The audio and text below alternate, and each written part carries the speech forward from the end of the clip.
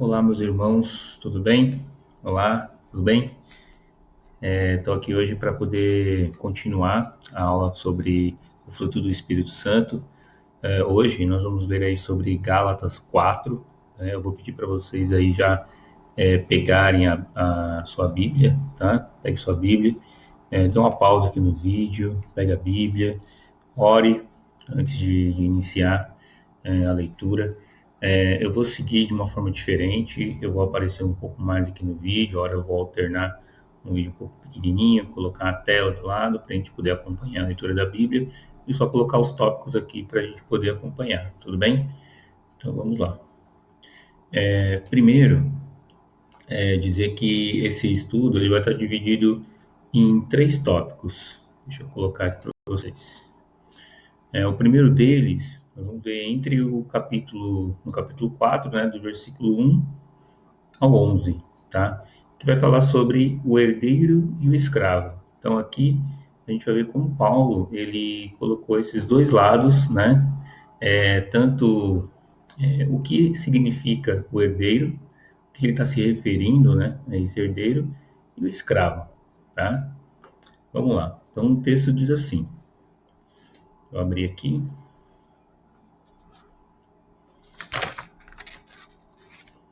Digo, porém, que enquanto o herdeiro é menor de idade, em nada difere de um escravo, embora seja dono de tudo. No entanto, ele está sujeito a guardiões e administradores até o tempo determinado por seu pai. Assim, nós, quando éramos menores, estávamos escravizados aos princípios elementares do mundo. Mas quando chegou a plenitude do tempo, Deus enviou seu filho, nascido de mulher, nascido debaixo da lei, a fim de redimir os que estavam sob a lei, para que recebêssemos a adoção de filhos. E porque vocês são filhos, Deus enviou o Espírito de seu Filho aos seus corações, a qual clama, Abba, Pai. Assim, você já não é mais escravo, mas filho. E por ser filho, Deus também o tornou herdeiro. Antes, quando vocês não conheciam a Deus, eram escravos daqueles que, por natureza, não são deuses. Mas agora, conhecendo a Deus, ou melhor, sendo por Ele conhecidos, como é que estão voltando àqueles mesmos princípios elementares, fracos e sem poder? Querem ser escravizados por eles outra vez? Vocês estão observando dias especiais, meses, ocasiões específicas e anos.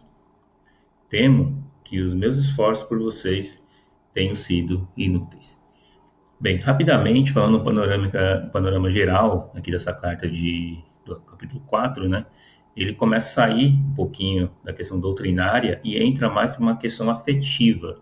O discurso dele muda de uma forma mais próxima, como você falando a amigos, a filhos mesmo. Então, aqui ele dá um panorama geral dos judaizantes, da vida deles, sob a tutela da lei, né? Quando eles ainda estavam sob a tutela da lei, que eles eram escravos, né, da lei, porque a lei ela era limitada, então ela não podia salvar. E por não salvar, então ela está escravizada simplesmente a regras, né? E nesse texto também, nessa parte, ele diz assim também que os judaizantes eles eram filhos menores que estavam sob a tutela de seus pais, que nesse caso é a lei, e que não podiam usufruir de seu direito de herança, pois o pai ainda estava vivo. Então, enquanto a lei ela permaneceu, né, até a morte de Jesus Cristo, até o cumprimento, né, dessa lei, eles estavam sob a tutela. Quando Jesus ele cumpriu toda a lei, ele consumiu tudo, né, consumado, a lei ela foi abolida e passou a viver pela graça, pela fé. Então, a justificação, ela é pela fé. E a lei, ela simplesmente aponta para Cristo. Outra coisa, que ele diz que no Antigo Testamento, né, ele se refere ao Antigo Testamento, como o relacionamento com Deus, ele só podia acontecer de uma forma parcial, né, onde outras pessoas precisavam se achegar a Deus através dos sacrifícios, então os sacerdotes, eles entravam no Santo dos Santos, levando a oferta das pessoas até Deus. Então ninguém tinha acesso a Deus, precisava de um intermediário. E os gentios, né, quando ele fala aí que os gentios também, né, estavam sob uma escravidão, é porque os gentios eles viviam sob deuses pagãos, né, costumes pagãos. E também era uma escravidão porque eles estavam sobre, como ele diz, né, fundamentos muito elementares e fracos, pobres, né, sem poder. Então, ou seja, os dois estavam na mesma situação, nivelados, né? Um escravo da lei, o outro escravo de práticas pagãs. Portanto, todos estavam sob a condição de escravos, né? Estiveram sujeitos aos rudimentos desse mundo, tanto gentios quanto judeus. Os dois grupos estavam nivelados, né? E aí ele dá o contraponto. Em Cristo, todos, independente de raça, gênero ou etnia, receberam a adoção de filhos e tornaram-se herdeiros da promessa. Então, essa graça, né, que foi distribuída por um mundo inteiro, ela agora já não classifica mais pessoas, né? Ela não está mais observando quem é judeu ou quem é grego. Essa graça é para todos. A promessa é para todos. Se é homem, se é mulher, independente de raça, independente de cor, independente de tudo. O Espírito Santo, ele é o selo dessa promessa. E aquele que testifica que somos filhos de Deus, produzindo intimidade ao ponto de chamá-lo de papai ou Abba Pai. Então, o Espírito Santo é aquele que, quando a pessoa ela recebe a Cristo, ela é encontrada por Cristo, né? E aí, o Espírito Santo é aquele que vai testificar que aquela pessoa ela é filha. Ela vai ter um relacionamento diferente com Deus. Esse relacionamento de liberdade, de acesso direto, ele passa a ser a partir de quando a pessoa ela tem esse encontro real com Cristo. No entanto, Paulo ele fica muito indignado, né? Porque ao terem essa consciência, né, os gentios, os cristãos, né, gentios que tinham se convertido, ao terem essa consciência, ainda assim eles se sujeitavam novamente a uma condição de escravos. E ao sujeitarem as leis impostas aos judaizantes, né, como ele diz assim, dias especiais, meses, ocasiões específicas e anos.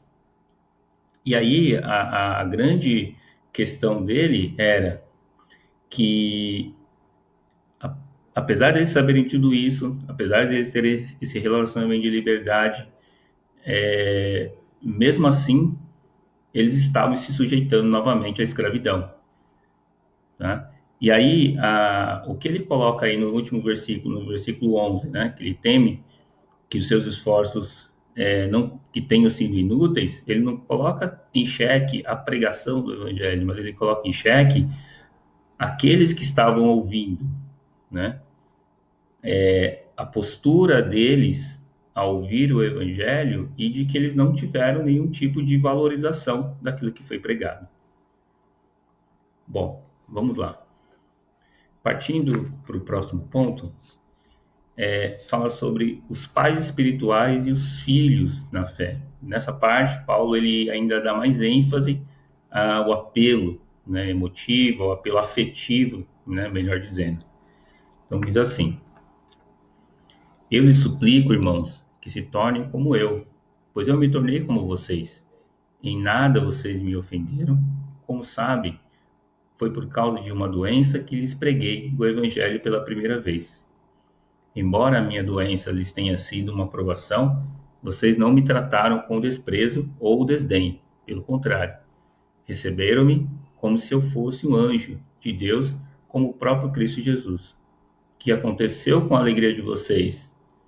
Tenho certeza que, se fosse possível, vocês teriam arrancado os próprios olhos para dá-los a mim. Tornei-me inimigo de vocês por lhes dizer a verdade? Os que fazem tanto esforço para agradá-los não agem bem, mas querem isolá-los, a fim de que vocês também mostrem zelo por eles. É bom sempre ser zeloso pelo bem, e não apenas quando estou presente. Meus filhos, novamente estou sofrendo dores de parto por sua causa. até que Cristo seja formado em vocês. Eu gostaria de estar com vocês agora e mudar o meu tom de voz, pois estou perplexo quanto a vocês. Bem, deixa eu aumentar aqui. Olha só, aqui Paulo ele tem uma forma agora mais próxima de pai. Então ele diz como pai espiritual a filhos espirituais. Então ele exorta eles como o pai exorta o filho, né? Orientando, chamando atenção, né? Cuidando e amando, né? E aí ele diz assim que ele apela para eles, para que eles fujam dessa contradição que eles estavam vivendo, né? E no tempo em que ele esteve com eles, ele diz assim que ele apresentou o Evangelho de Jesus Cristo e foi recebido muito bem por eles. A pregação dele foi bem recebida, ele foi muito bem recebido, com muita alegria. As pessoas receberam com alegria. Não teve persuasão, não teve pressão, não teve nada disso, não teve forçação de barra, não teve nada disso. E mesmo em situação de vulnerabilidade, né? Como ele diz, que através de uma doença, ele chegou até os Gálatas, ele foi lá e pregou a eles, né? E aí eu quero deixar aqui um comentário, segundo William M. Hansey, ele é um especialista em Ásia Menor, ele diz que a enfermidade na carne do apóstolo seria a mesma coisa de 2 Coríntios 12, 7, onde ele diz que ele tinha um espinho na carne, que foi colocado um espinho na carne dele.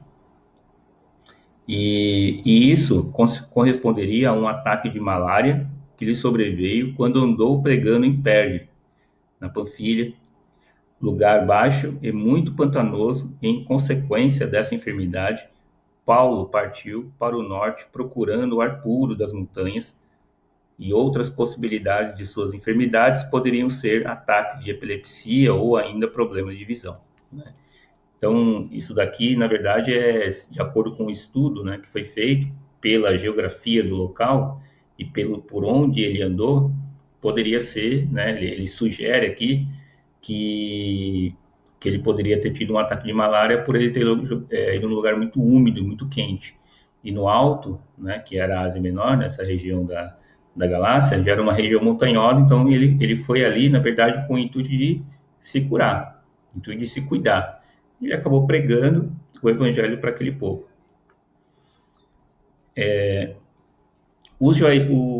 Essa foi a forma em que o evangelho chegou a eles, né? Então, apesar das circunstâncias adversas, ele falou com amor, eles aceitaram com alegria e receberam o evangelho.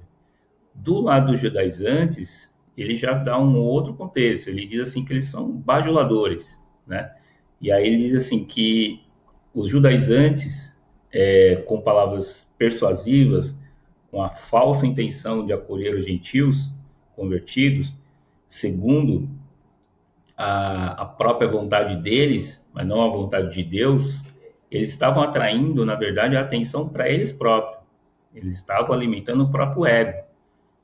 E aí eu quero também deixar um outro comentário, né, que de um pastor presbiteriano, de um reverendo, né, presbiteriano, que diz assim: ao insistirem, né, o nome dele é Amândio Pereira da Silva, né, é um reverendo presbiteriano.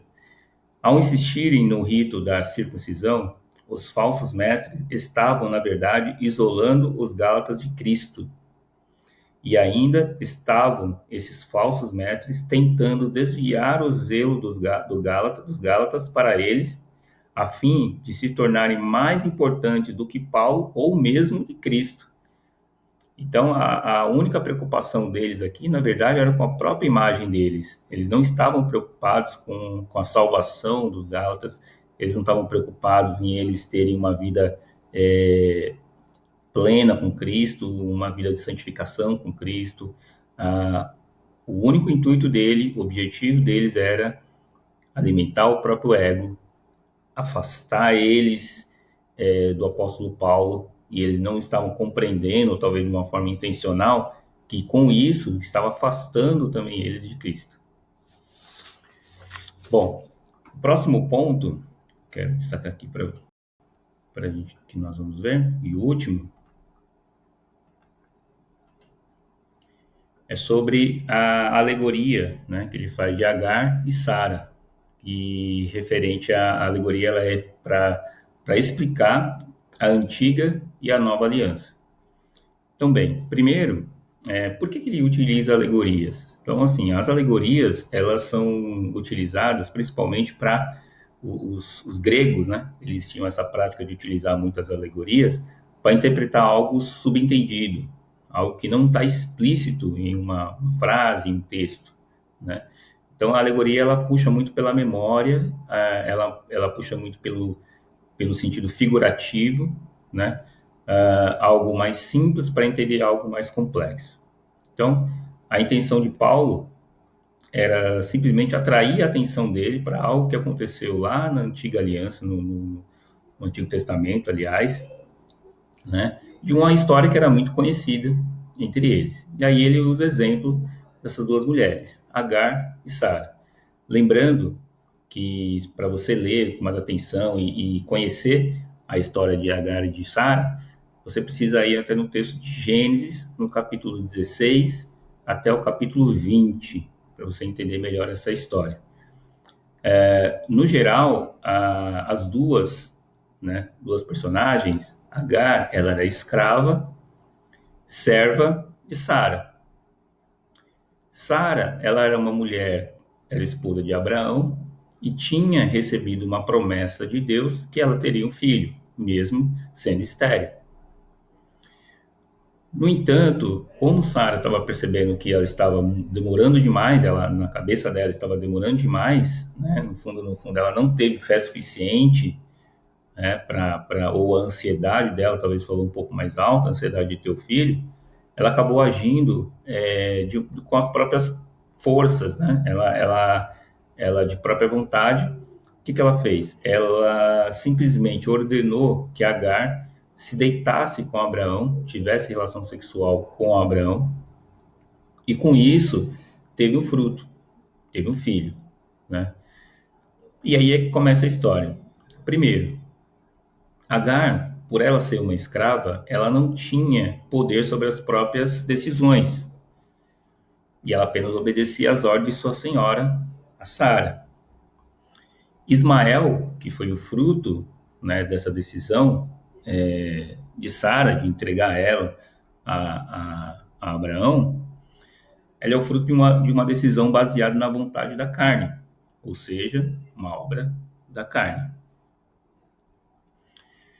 Ela deu a ordem a Agar, Agar obedeceu, pois era a única opção dela, que lhe cabia a ela, e teve relação sexual com Abraão. O filho nasceu, mas esse filho não tinha a promessa de Deus em cima, porque era simplesmente o fruto de uma vontade humana. Pois bem, Isaac, ele nasceu de Sara, que era estéril, e foi aquele filho que Deus prometeu. Então, ou seja, ele foi gerado a partir de um milagre de uma mulher que era estéril, que não podia ter filhos. Portanto, Isaac, ele é, dentro dessa alegoria, o filho da promessa, obra da vontade de Deus, obra do Espírito Santo. Era um desejo divino. Então, não era algo que era da vontade dela. Foi totalmente milagroso. Tá? E da mesma forma, ele também cita no texto que a perseguição, daqui a pouco eu vou ler o texto, estou só invertendo um pouquinho aqui, a perseguição também, ele cita que essa perseguição ela veio também a Agar, ela veio a perseguição a Sara, né? Agar, ela perseguiu Sara, porque como Sara não podia ter filhos, Agar, depois que teve Ismael, ela passou a zombar de Sara. Ela passou a persegui-la, né? E Abraão, vendo essa situação, expulsou eles para o deserto, mandou eles embora para o deserto, e com isso eles foram embora para outra região, né? Sara, eles foram para Jerusalém, e Jerusalém acabou sendo o local santo, o local sagrado, o local da promessa, representação do local da promessa. Por fim, ele diz que os herdeiros, né, da promessa, que é Isaac, são todos que, mediante a fé em Jesus Cristo, receberam a prerrogativa de serem filhos de Deus, portanto, são livres. E isso, né, por fim, é livre da necessidade de seguir rituais para obter qualquer tipo de bênção. Então, é esse o contexto do que Paulo está falando para ele quando ele usa essa alegoria. Vamos lá para o texto? Então, vamos lá. Digam-me vocês, os que querem estar debaixo da lei, acaso vocês ouvem a lei? Pois está escrito que Abraão teve 2 filhos, um da escrava e outro da livre. O filho da escrava nasceu de modo natural, mas o filho da livre nasceu mediante promessa. Isso é usado aqui como ilustração. Essas mulheres representam 2 alianças. Uma aliança procede do Monte Sinai e gera filhos para a escravidão. Esta é Agar. Agar representa o Monte Sinai na Arábia. Corresponde à atual cidade de Jerusalém, que está escravizada com seus filhos. Mas a Jerusalém do alto é livre, e essa é a nossa mãe. Pois está escrito: regozije-se, ó estéril, você que nunca teve filho, grite de alegria, você que nunca esteve em trabalho de parto, porque mais são os filhos da mulher abandonada do que os daquela que tem marido. Vocês, irmãos, são filhos da promessa como Isaque. Naquele tempo, o filho nascido de modo natural perseguia o filho nascido segundo o Espírito. O mesmo acontece, mas o que diz a Escritura? Mande embora a escrava e o filho, porque o filho da escrava jamais será herdeiro com o filho da livre. Portanto, irmãos, não somos filhos da escrava, mas da livre. Olha só que interessante, aqui, um outro detalhe aqui que eu não citei antes, ele cita as 2 Jerusaléns. Então, como eu havia falado antes, uma Jerusalém é a Jerusalém terrena, do Monte Sinai. Esse representa tudo aquilo que é terreno, tudo aquilo que é material, tudo aquilo que é feito por mãos humanas. A Jerusalém de Deus, que representa a promessa, é a Jerusalém celestial, né? É a Jerusalém que incorruptível. Essa representa livre, essa é representada por Sara. E é essa representação de que eles, os gentios, a quem Paulo estava sempre pregando e amando e cuidando, né, como pai, e que estavam falando para ele: vocês agora são filhos dessa livre. Vocês estão representando essa Jerusalém celestial e não mais a terrena. Portanto, irmãos, eu finalizo aqui deixando aí uma pergunta ou uma reflexão para vocês. Como vocês têm vivido? Como livre ou como escravo? Ainda tem algo na sua vida que você tem ainda se dedicado tanto a ponto de te fazer, de uma certa forma, escravo dessa coisa ou de alguém?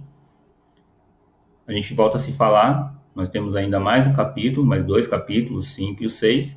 No domingo a gente conversa um pouco mais, tá bom? Deus abençoe a vida de vocês. Um abraço. Tchau, tchau.